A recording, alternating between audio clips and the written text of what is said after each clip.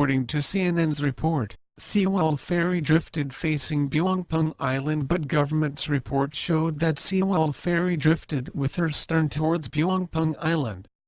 Today, we will analyze the reason for such difference. If I say the result first, there was high possibility that AIS of Sewol Ferry was turned off at that time. This data was reported by CNN at that time. Captain Moon was watching Sewol Ferry on the radar early in the morning. He said that Sewol Ferry was sharply turning at a very low speed. Also, he said that her AIS was turned off at that time. I didn't know she was Sewol Ferry at the start, but I was afraid of possible crossing in the route, possible collision, and watched her on the radar. The AIS of the ship was turned off and I didn't know the ship was Sewol Ferry.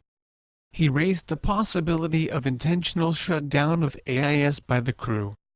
It couldn't be turned off unless the crew turned off it intentionally. It's a simple receiver and does not have a trouble. It is not easily explained why the electricity was cut off in such time zone. Somebody might intentionally turn off the switch.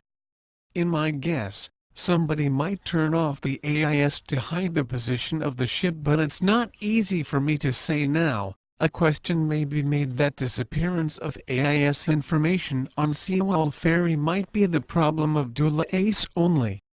However, the evidence is that the AIS information on Sewol Ferry was unavailable at that time are found in other data, too. Sewol Ferry, say. We are now checking with AIS, but AIS is unavailable now. Your ship seems to be the red tanker in the direction of our stem.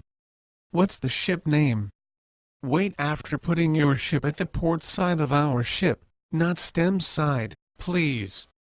We are now waiting at the port side, however, my ship is pushed by flood tides, continuously. Yes, I see. What is waiting at the port side? We cannot confirm it. The crew of Sewol Ferry could not see AIS information on the AIS device. Other ships cannot see Sewol Ferry, too. The navigator of a car shows own position only, but the AIS of a ship shows not only her position but also the positions of other ships. Therefore, they make a promise to sail left or right to avoid possible collision. AIS is mostly used for communication with recognition of the information on other ships, including names.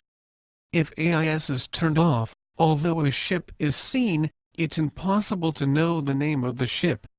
Next video shows the communication between an adjacent ship and Jindo VTS.